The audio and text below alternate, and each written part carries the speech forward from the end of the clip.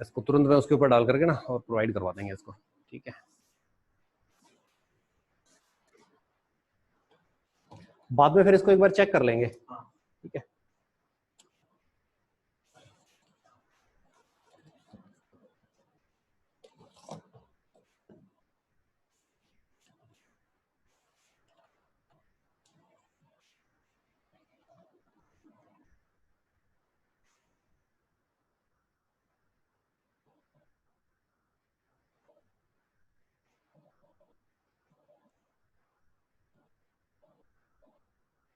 आवाज आ रही है बच्चों सभी को? Yes sir. ठीक है, चलो हम स्टार्ट करते हैं। नेक्स्ट जो लास्ट क्लास थी अपनी, उसमें हमने कितना कर दिया था?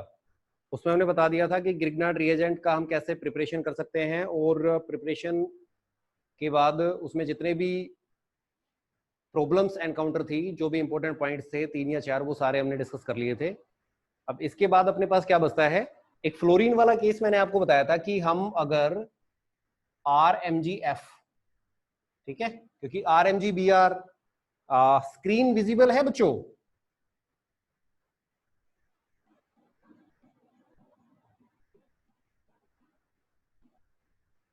स्क्रीन विजिबल है बेटा? ठीक है। तो अगर हम ये बनाते हैं तो इसमें तो देखो कोई प्रॉब्लम नहीं आती, ये तो बन जाते हैं, ठीक है। और इसके बारे में हमने डिस्कस भी किया था। अब व्हाट इफ अगर हम बनाना चाहते हैं RMgF, उसके लिए हमें क्या करना पड़ेगा? उसके लिए देखो अपने को ना कैटालिस्ट की रिक्वायरमेंट होती है, और उसमें हम कैटालिस्ट क्या लेते हैं? उसमें हम I2 को एज ए कैटालिस्ट यूज करते हैं बेटा, ठीक है। तो एक तो ये कैटालिस्ट अपने साथ होता है, या तो हम I2 को एज ए कैटालिस्ट यूज करेंगे। इन केस अपने पास I2 नहीं है तो वहां पे हम एक और कैटालिस्ट यूज कर सकते हैं, दैट इज इथाइल ब्रोमाइड। तो ये 2 कैटालिस्ट होते हैं।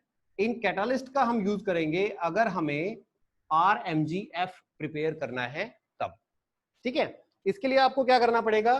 सिंपली आपको इसमें RF लेना पड़ेगा, और उसको हम ड्राई ईथर के साथ ही रिएक्शन कराएंगे, और ड्राई ईथर के साथ हम रिएक्शन कराएंगे मैग्नीशियम टर्निंग के साथ। इसकी जगह पे हम I2 लेते हैं एज ए कैटालिस्ट, ठीक है। तो ये कैटालाइज करेगा रिएक्शन को, और रिएक्शन को कैटालाइज करके ये क्या करेगा? फर्दर रिएक्शन को इनिशिएट करेगा। और ये वाला जो प्रोडक्ट यहाँ पे बनेगा RMgF, जो प्रोडक्ट यहाँ पे बनेगा, ये बहुत फास्ट बनता है। ये रेट ऑफ रिएक्शन बहुत फास्ट होता है, बड़ा फास्टली प्रोसीड करती है ये रिएक्शन, ठीक है। ये इसका मेन एक रिएजेंट है जो RMgF है, जिसको हम बना सकते हैं, जिस मेथड के थ्रू हम बना सकते हैं। उसके बाद देखो हमने प्रॉपर्टीज के बारे में बात कर ली थी। हमने ये बात कर ली थी कि हम इसका स्टोरेज कैसे कर सकते हैं, ठीक है। ड्राई ईथर का हम यूज करते हैं, या फिर हम टेट्राहाइड्रोफ्यूरान का यूज करते हैं। वो अपने अलग अलग उसके ऊपर डिपेंड करता है कि हम कैसे उसको स्टोर करके रखना चाहते हैं। अब यहाँ पे बात आती है एप्लीकेशन की, क्योंकि आपके सिलेबस में एप्लीकेशन भी है, इसकी मेथड ऑफ प्रिपरेशन भी है, स्ट्रक्चर है, ठीक है। तो हम इसकी एप्लीकेशन की बात करते हैं। जब हम एप्लीकेशन की बात करते हैं तो मैंने उस दिन भी आपको बताया था कि यहाँ पे 2 मेन इंपॉर्टेंट एप्लीकेशंस है जो ये शो कर सकता है। एक तो देखो इसका न्यूक्लियोफिलिक कैरेक्टर है बेटा, ये न्यूक्लियोफिलिक कैरेक्टर शो करेगा। और सेकंड इसका इंपॉर्टेंट पॉइंट जो है वो इसका ना बेसिक कैरेक्टर भी होता है। ये बेसिक कैरेक्टर की फॉर्म में भी काम करेगा। तो मैंने उस दिन आपको अगर ध्यान है तो मैंने बताया था कि बेसिक कैरेक्टर की जब हम बात करते हैं कि ये कैसे बेसिक कैरेक्टर की फॉर्म में काम करेगा, तो उसमें जितने भी एसिडिक मोइटी वाले ग्रुप है, कार्बोक्सिलिक एसिड है बेटा आपके पास सल्फोनिक एसिड ग्रुप है, उसके बाद आपके पास एल्कोहल है, आपके पास फिनोल है, ठीक है। उसके बाद आपके पास ये कोई ग्रुप है। तो ये जितने भी मोइटीज होती हैं जिनके अंदर आपके पास रिप्लेसेबल हाइड्रोजन होता है, जिसको आप रिप्लेस कर सकते हो, वो सभी के साथ रिएक्शन करेगा। और सबके साथ रिएक्शन करके वो क्या शो करता है? अपना बेसिक कैरेक्टर शो करता है, जिसमें आपके पास क्या बनेगा? RH बनेगा, ठीक है। और इसको हमने क्या बोला था? जेरेविटिनोज एक्टिव हाइड्रोजन डिटर्मिनेशन मेथड बोला था, ठीक है। इसके बाद आता है इसका second important application, and that application is it's nucleophilic character. जब हम बात करते हैं बेटा न्यूक्लियोफिलिक कैरेक्टर के बारे में, तो आप हमेशा याद करना कि R जो है पोर्शन, इसमें जो ऑर्गेनिक वाला पोर्शन होता है, that is carrying the negative charge, और Mg के ऊपर कौन सा चार्ज है? पॉजिटिव चार्ज है, ठीक है। आपके पास ये वाला रिएजेंट है RMgX, R negative and MgX positive, तो यहां पे अपने पास बात आती है आर नेगेटिव की। तो जब न्यूक्लियोफिलिक कैरेक्टर की हम बात करते हैं बेटा, तो एक इंपॉर्टेंट एप्लीकेशन अगर हम सिंथेटिकली बात करें तो वो है जो आपका कार्बोनिल ग्रुप होता है ना, कार्बोनिल ग्रुप के साथ इसकी reaction with c double bond o, carbonyl group के साथ इसकी रिएक्शन होगी। और कार्बोनिल ग्रुप के साथ रिएक्शन जब इसकी होगी तो उसमें देखो बेटा एल्डिहाइड भी है आपके पास कीटोन्स भी हैं, आपके पास है एसिड एंड इट्स डेरिवेटिव्स, ये सभी आपके पास है जब हम कार्बोनिल ग्रुप की बात करते हैं। तो ये आपके पास एक पोर्शन है जिसमें आपने रिएक्शन करनी है, और ये वाला पोर्शन बेटा दूसरा है एसिड और उनके डेरिवेटिव के साथ। एसिड के साथ आप रिएक्शन बता चुके हो कि एसिड के साथ किस टाइप की रिएक्शन होगी। जब हम डेरिवेटिव की बात करते हैं तो डेरिवेटिव के साथ ना रिएक्शन थोड़ा सा दूसरे तरीके से होती है, दूसरे टाइप से रिएक्शन होती है। सबसे पहले हम बात करते हैं एल्डिहाइड और कीटोन्स की। तो जब एल्डिहाइड और कीटोन्स की हम बात करते हैं तो यहां पे रिएक्शन कौन सी होगी, न्यूक्लियोफिलिक एडिशन रिएक्शन। आपको पता है इस चीज का कि सपोज ये आपके पास कार्बोनिल ग्रुप है। अब आपको पता है बेटा नेगेटिविटी का डिफरेंस है कार्बन और ऑक्सीजन के बीच में। ऑक्सीजन क्या करेगा, it will withdraw the electrons और जब ये इलेक्ट्रॉन्स विड्रॉ करेगा तो यहां पे ना पार्शियल चार्ज सेपरेशन होगा, और चार्ज सेपरेशन होने की वजह से this will carry slight positive charge and this will carry the slight negative charge. ठीक है, अब यहां पे कार्बन आपके पास है जो पॉजिटिवली चार्ज है, this carbon is positively charge. तो इस कार्बन की जब रिएक्शन आप RMgX के साथ करवा रहे हो बच्चों, तो यहां पे R नेगेटिव है, ये वाला पोर्शन क्या करेगा बेटा, इसके साथ ना एडिशन रिएक्शन शो करेगा, and this is nucleophilic addition reaction. तो बेसिकली एल्डिहाइड और कीटोन्स के साथ अगर हम बात करते हैं ग्रिग्नार्ड रिएजेंट की, तो वो कौन सी रिएक्शन शो करता है, वो रिएक्शन शो करता है बेटा न्यूक्लियोफिलिक एडिशन रिएक्शन। अब बात आती है कि ये रिएक्शन कैसे होगी, इसका मैकेनिज्म कैसे होगा। और दोनों रिएक्शंस में अगर हम बात कर रहे हैं तो दोनों एल्डिहाइड और कीटोन्स में से ज्यादा रिएक्टिव कौन सा है इस पर्टिकुलर रिएक्शन के लिए। सो सबसे पहले आपने बीएससी में भी पढ़ा होगा बेटा, हम जब बात करते हैं दोनों की रिएक्टिविटी की, तो aldehyde is more reactive as comparison to ketone. इसका रीजन क्या है, एल्डिहाइड की रिएक्टिविटी ज्यादा क्यों है कीटोन के कंपैरिजन में। इसकी रिएक्टिविटी ना इनके स्ट्रक्चर में भी है बेटा, जो ये आपके सामने है, R C double bond O R, ये एल्डिहाइड है और ये कीटोन है। क्लियरली देखो इसमें आपके पास एक हाइड्रोजन है, ठीक है, और इसमें बेटा 2 R ग्रुप है। अब नेचुरल सी बात है बेटा, जो R ग्रुप होते हैं वो क्या होते हैं, इलेक्ट्रॉन्स को डोनेट करेंगे। जब इलेक्ट्रॉन्स को डोनेट करेंगे तो ये आपका कार्बोनिल कार्बन हो गया, इसके पास जो इलेक्ट्रॉन डेंसिटी है वो तो बढ़ गई ना, और जब इलेक्ट्रॉन डेंसिटी इसके पास इंक्रीज होगी तो R नेगेटिव इसके ऊपर अटैक नहीं करेगा। इस केस में आपके पास 2 ग्रुप्स हैं जो इलेक्ट्रॉन को डोनेट कर रहे हैं। इसका मतलब यहां पे अगर हम इस कार्बोनिल कार्बन की बात करें तो ये इलेक्ट्रॉन डेफिशिएंट कम होगा, तो इसके साथ ना रिएक्शन कम होगी। एक तो रीजन ये है यहाँ पे कि यहाँ पे 2 R ग्रुप हैं जो क्या कर रहे हैं बेटा, इलेक्ट्रॉन्स को डोनेट कर रहे हैं, जिसकी वजह से क्या होगा, इलेक्ट्रॉन डेंसिटी यहाँ कार्बन के ऊपर ज्यादा होती है, रिएक्शन नहीं होती है। सेकंड रीजन क्या होता है, पहला रीजन हो गया, सेकंड रीजन की हम बात कर लेते हैं। सेकंड रीजन होता है बेटा स्टेरिक हिंड्रेंस का। यहां पे देखो ये वाला जो कार्बोनिल कार्बन है, न्यूक्लियोफिलिक एडिशन के बाद ये कार्बोनिल कार्बन किस में कन्वर्ट होगा, ये ना इसमें कन्वर्ट होगा, क्या बनेगा, अल्कोहल बनेगा इससे। अब अल्कोहल फॉर्मेशन इससे हो रही है, नो डाउट। अल्कोहल फॉर्मेशन का मतलब है कि यहां से आपका स्ट्रक्चर चेंज होकर के किसमें कन्वर्ट हो गया, टेट्राहेड्रल के अंदर कन्वर्ट हो गया है। ठीक है, यहां पे जो अटैक रहेगा R नेगेटिव का वो यहां से रहेगा। अब यहां पे खाली एक R ग्रुप है, एक हाइड्रोजन है, मगर यहां पे 2 R ग्रुप है, तो ये 2 R ग्रुप क्या करेंगे बेटा, स्टेरिकली कार्बोनिल कार्बन को ना हिंडर करेंगे।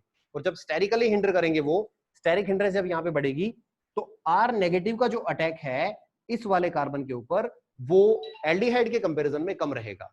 इसलिए रिएक्शन कैसे होगी बेटा, एल्डिहाइड के साथ ज्यादा फास्ट होगी एज कंपैरिजन टू कीटोन्स। ये 2 रीजन होते हैं, एक स्टेरिक हिंड्रेंस का रीजन होता है बच्चों, और एक रीजन किसका होता है, एक रीजन होता है वहां पे 2 इलेक्ट्रॉन डोनेटिंग ग्रुप है in case of ketone, and that's why reaction with aldehyde is more prominent as comparison to ketone. अब हम बात करते हैं, आपके पास अगर एल्डिहाइड की ही हम बात कर रहे हैं तो आपके पास ना फॉर्मल्डिहाइड भी है, तो हम 3 का कंपैरिजन कर लेते हैं। We have three material. One is HCOH, this is your formaldehyde. One is acetaldehyde, and the second one is acetone. Third one is acetone. अब जब हम इसमें ऑर्डर ऑफ रिएक्टिविटी की बात करते हैं फॉर ग्रिग्नार्ड रिएजेंट RMgX के साथ हमने इसका न्यूक्लियोफिलिक एडिशन रिएक्शन करवानी है बेटा, what will happen, the order will be this one. ये सबसे फास्ट है, formaldehyde followed by acetaldehyde followed by acetone. ठीक है, रीजन बीइंग इस वाली कंडीशन में आपने हाइड्रोजन, यहां पे CH3 को आपने हाइड्रोजन से रिप्लेस कर दिया, तो जो स्टेरिक हिंड्रेंस वाला पोर्शन था आपका, स्टेरिक हिंड्रेंस वाला जो रीजन था वो बिल्कुल कम हो गया इसमें. ठीक है, इसलिए जब हम बात करते हैं तो पहले रिएक्शन इसके साथ होगी, सेकंड नंबर पे ये आता है, थर्ड नंबर पे आपका ये आता है. तो ये तो आपका आ गया रिएक्टिविटी का ऑर्डर कि रिएक्टिविटी आप कैसे इसमें एक्सप्लेन कर रहे हो. आफ्टर रिएक्टिविटी आपके पास बात आती है मैकेनिज्म क्या होगा रिएक्शन का. वो अगर हम बात करें तो बेटा यहां पे ना हम 1:2 में लेते हैं सबस्टेट को और रिएजेंट को. 1 आपका है सबस्टेट और 2 आपका है रिएजेंट. ठीक है, और जब हम बात करते हैं मैकेनिज्म की, तो मैकेनिज्म आपका प्रोसीड करेगा एक ट्रांजिशन स्टेट के साथ. कैसे ट्रांजिशन स्टेट के साथ प्रोसीड करेगा मैं बताता हूं आपको. This is your ketone suppose. ठीक है, इसके साथ आपने रिएक्शन करवा दी RMgX. R नेगेटिव है, MgX पॉजिटिव है. एक आपके पास है यहां पे RMgX नेगेटिव एंड पॉजिटिव. ये रिएक्शन इस टाइप से होती है बच्चों, just like this. And after this one जब हम बात करते हैं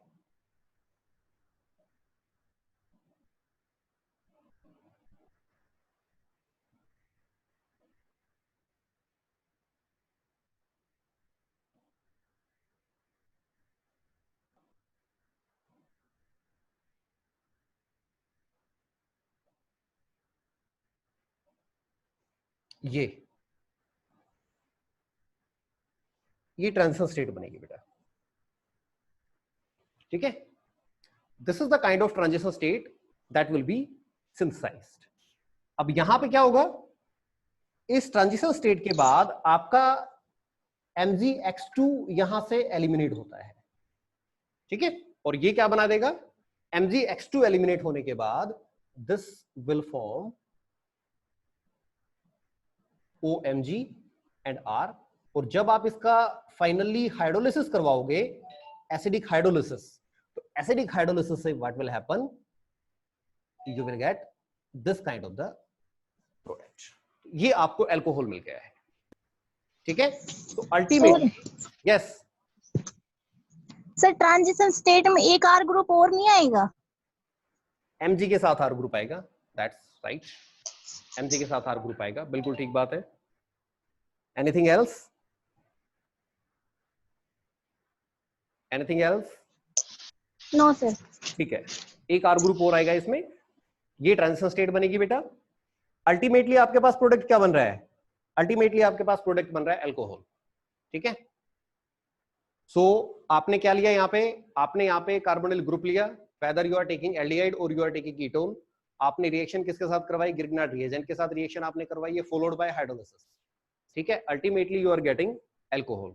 अब यहाँ पे डिपेंड ये करता है बेटा कि आपको प्राइमरी अल्कोहल मिल सकता है, सेकेंडरी भी मिल सकता है और टर्सरी भी मिल सकता है. ठीक है, अब इनमें से कौन सा अल्कोहल आपको मिलेगा वो किसके ऊपर डिपेंड करेगा, वो डिपेंड करता है कि आपने किस टाइप का रिएजेंट यूज किया है, वो डिपेंड करता है कि आपने किस टाइप का आपने किस टाइप का रिएजेंट यूज किया है या फिर किस टाइप का आपने सबस्टेट यूज किया है. फॉर एग्जांपल हम बात करते हैं बेटा, इसी रिएक्शन को हम बात कर लेते हैं. R को मैं रिप्लेस कर देता हूं CH3 के साथ. ठीक है, और हम यहां पे यूज करते हैं फॉर्मल्डिहाइड को. ठीक है, आपके पास ये फॉर्मल्डिहाइड है HCHO और R को मैंने रिप्लेस कर दिया है CH3 मैग्नीशियम ब्रोमाइड, ये हमने ले लिया और यहां पे हमने क्या कर लिया, इसका हाइड्रोलिसिस कर ली है एसिटिक.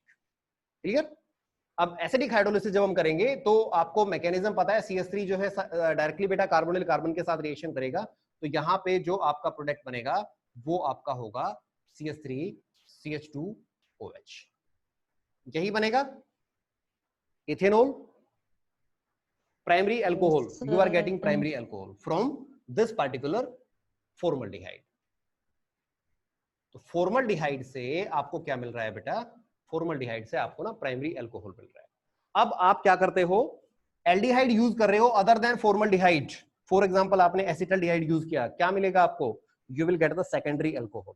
ठीक है, तो सेकेंडरी अल्कोहल अगर आपने बनाना है RMGX के थ्रू, तो सेकेंडरी अल्कोहल के लिए आपको क्या करना पड़ेगा, you will have to take aldehyde other than formaldehyde. तो यहां पे हमने फॉर एग्जांपल एसिटल्डिहाइड लिया, RMGX के साथ जब हम रिएक्शन करवाते हैं, RMGX in presence of triether and followed by acidic hydrolysis। Acidic hydrolysis, देखो एसिडिक हाइड्रोलिसिस के बारे में मैं आपको ना अभी लेटर ऑन स्टेज के ऊपर बताता हूं कि ये यहाँ पे हम कैसे रिप्लेस कर सकते हैं इसको भी, ठीक है, क्योंकि ये हमेशा यूज नहीं की जाती, हर कंडीशन में हम इसको यूज नहीं कर सकते।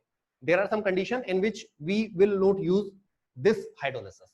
तो यहाँ पे जो आपकी रिएक्शन होगी that should be R CH3H and OH। ये आपके पास क्या आ रहा है बेटा, सेकेंडरी अल्कोहल आपके पास बन रहा है। और टर्सरी अल्कोहल का एग्जांपल मैंने थोड़ी देर पहले आपको बताया था, जहां पे हमने क्या लिया था, कीटोन लिया था। कहने का मतलब है कि आप प्राइमरी, सेकेंडरी और टर्सरी तीनों टाइप के अल्कोहल बना सकते हो। वो किसके ऊपर डिपेंड कर रहा है पार्टिकुलरली, वो सब स्टेट के ऊपर डिपेंड करेगा। और फर्दर जो टाइप्स है वो आपकी किसके ऊपर डिपेंड करेगी, रिएजेंट्स के ऊपर डिपेंड करेगी। ठीक है, जैसे ब्रांचिंग आपने करनी है या आपने कोई पर्टिकुलर अल्कोहल सिंथेसाइज करना है, तो वो किसके ऊपर डिपेंड कर रहा है, वो पार्टिकुलरली आपका डिपेंड कर रहा है रिएजेंट के ऊपर। तो अगर हम फॉर्मल्डिहाइड यूज करते हैं, we are getting the primary alcohol. If we are using aldehyde other than formaldehyde, at that time we are getting the secondary alcohol, and if we are using ketone at that time we will get the tertiary alcohol।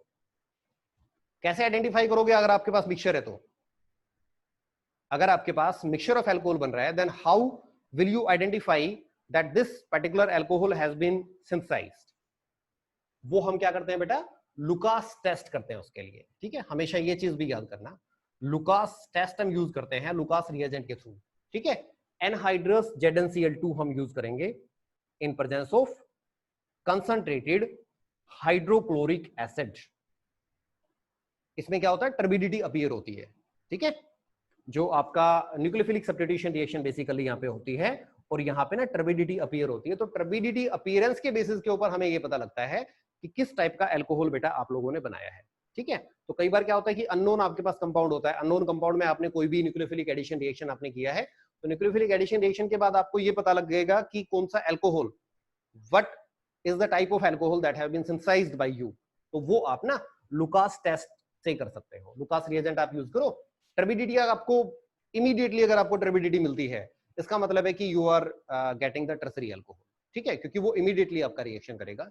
अगर turbidity का time थोड़ा सा ज्यादा है, तब आपको पता चलेगा कि ये सेकेंडरी अल्कोहल है। और अगर उससे भी ज्यादा है, हीटिंग के बाद टर्बिडिटी अगर आपकी अपीयर होती है या टर्बिडिटी अपीयर नहीं होती है, तो इसका मतलब है कि आपके पास क्या है, वहां पे प्राइमरी अल्कोहल भी हो सकता है। ठीक है, तो ये हमने बात की है न्यूक्लियोफिलिक एडिशन रिएक्शन के बारे में, जो किसके साथ शो करता है बेटा, वो कार्बोनिल ग्रुप के साथ शो करता है। और कार्बोनिल ग्रुप में भी स्पेसिफिकली किसके साथ, एल्डिहाइड और कीटोन के साथ।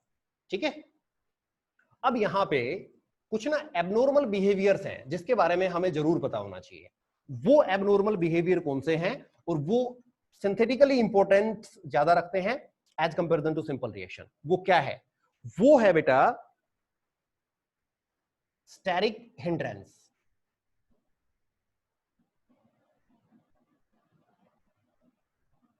अगर आपने कीटोन यूज किया है, सिंपल सी बात बता रहा हूं आपको, अगर आपने कीटोन यूज किया है और कीटोन आपका बल्की नेचर का है बेटा,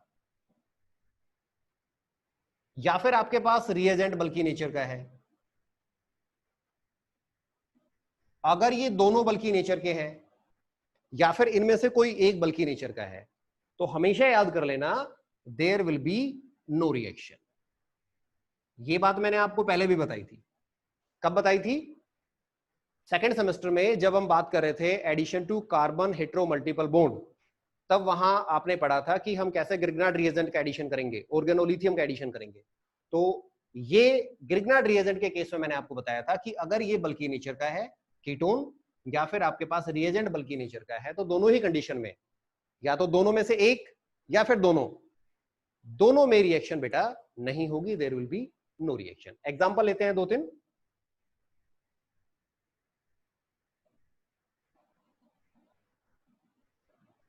ये कीटोन है, बल्की नेचर का है, ठीक है।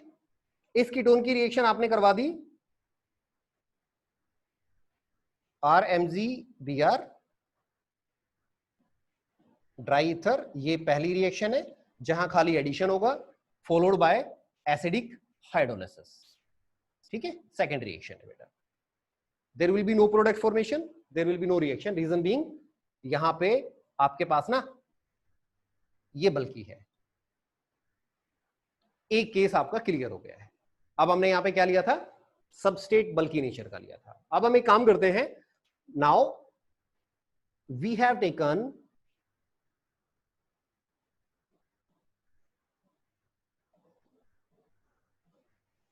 this kind of substrate. This is not bulky as comparison to the above. But इस केस में हमने क्या कर लिया, इस केस में हमने जो ग्रिग्नार्ड रिएजेंट लिया, वो ग्रिग्नार्ड रिएजेंट हमने बल्की नेचर का ले लिया बेटा। ये आपके पास ग्रिग्नार्ड रिएजेंट ले लिया, ठीक है। अब ये वाला आपके पास ग्रिग्नार्ड रिएजेंट है, ट्राइब्यूटाइल मैग्नीशियम ब्रोमाइड, मगर यहां पे इतनी ज्यादा क्राउडिंग नहीं थी, but still there will be no reaction, ठीक है। तो इस कंडीशन में भी आपको ना किसी टाइप का कोई प्रोडक्ट नहीं मिलेगा। तो हमें ये देखना है कि या तो आपके पास सबस्टेट बल्की है, या फिर आपके पास रिएजेंट बल्की है, या फिर दोनों बल्की है। दोनों कंडीशन में रिएक्शन नहीं होगी, ठीक है। इसके बाद जो इंपॉर्टेंट इश्यू आता है, जो मैं हाइड्रोलिसिस के बारे में आपको बता रहा था, वो आपको कहां ध्यान में रखना है, इसको याद कर लो। वो आपको बेटा ध्यान रखना है, जब हम अल्कोहल की बात करते हैं तो हम डिहाइड्रेशन की बात भी करते हैं, है ना। एक बहुत कॉमन रिएक्शन होती है अल्कोहल की बेटा, और वो कॉमन रिएक्शन कौन सी है बच्चों, वो कॉमन रिएक्शन है डिहाइड्रेशन ऑफ अल्कोहल। और वो भी अगर हम बात करते हैं, मोस्ट कॉमन रिएक्शन कब है, जब अपने पास इस टाइप का ग्रुप आ जाता है ना। टर्सरी अल्कोहल है ना, टर्सरी अल्कोहल में अब ये अल्कोहल आपने कहां से बनाया था, ये टर्सरी अल्कोहल आपने बनाया था ग्रिग्नार्ड रिएजेंट की हेल्प से, और कीटोन से आपने बनाया था, इसकी और इसकी रिएक्शन से आपने ये बनाया है, ठीक है। इथर लिख रहा हूं ये, और फॉलोड बाय एसिडिक हाइड्रोलिसिस। अब देखो एसिडिटी तो है रिएक्शन के अंदर, जब एसिडिटी रिएक्शन के अंदर है बेटा, तो वहां पे क्या होगा, ये टर्सरी अल्कोहल है और ये बड़ा सेंसिटिव होता है एसिड के अटैक के लिए। Then what will happen, this alcohol will undergo dehydration in acidic condition, और जब डिहाइड्रेशन होगा तो क्या होगा, वाटर मॉलिक्यूल रिमूव होगा, और किस में कन्वर्ट हो जाएगा ये, it will get converted into alkene. तो यहां से आपको ना एक साइड चेन रिएक्शन भी निकलती है, और वो साइड चेन रिएक्शन आपकी कौन सी है,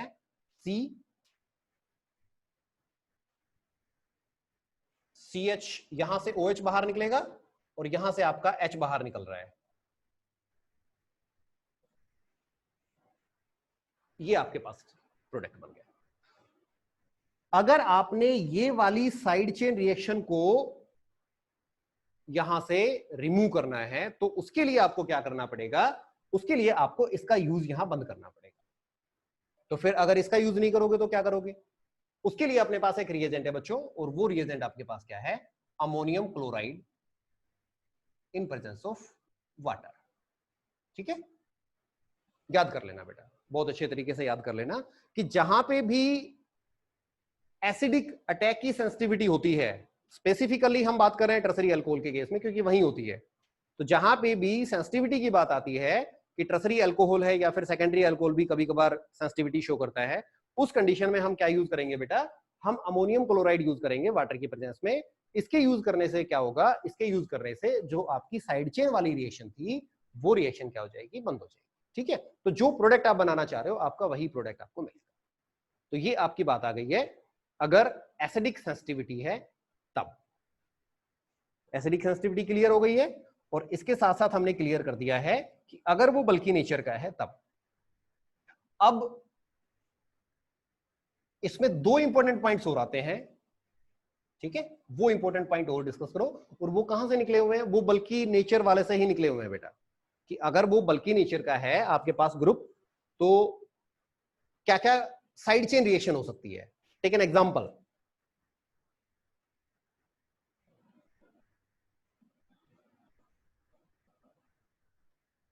CH, यहां CH3 है, यहां पे CH3 है, यहां CH3 है, और यहां CH3 है, ठीक है। इसकी रिएक्शन हमने करवा दी। आपके पास कोई रिएजेंट है,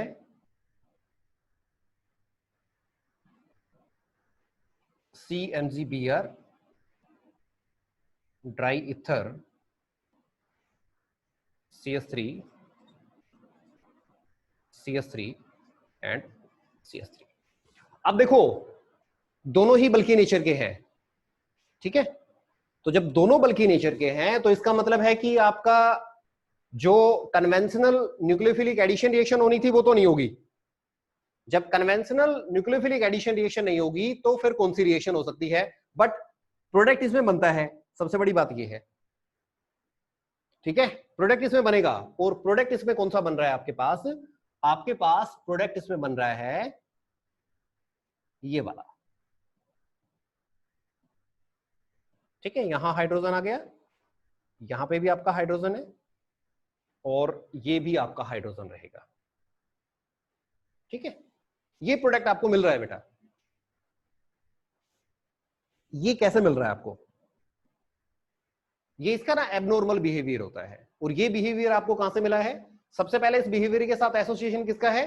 कि अगर आपके पास कीटोन है, आपके पास रिएजेंट है, बल्की नेचर है उनके अंदर, और बल्की नेचर के साथ साथ यहां पे ये आपका अल्फा कार्बन है बेटा, और ये आपका बीटा कार्बन है, ये भी आपका बीटा कार्बन है, और ये भी आपका बीटा कार्बन, और इस बीटा कार्बन के साथ आपने क्या ले रखा है?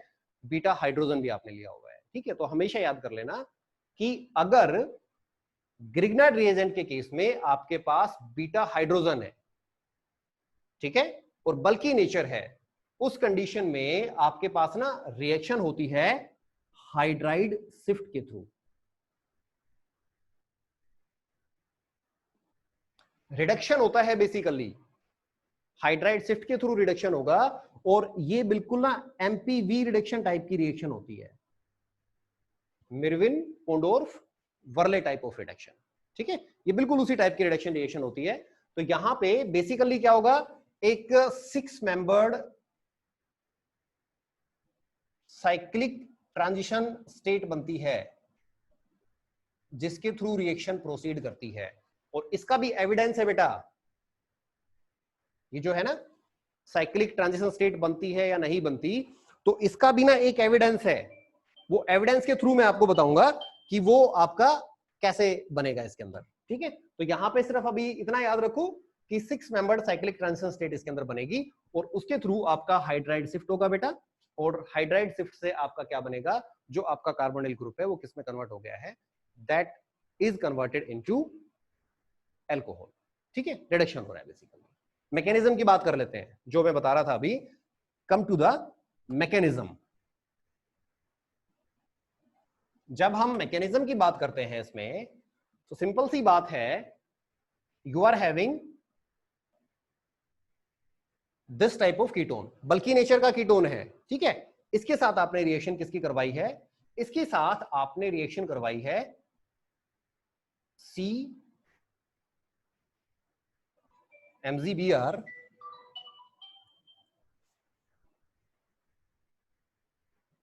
CH3 CH3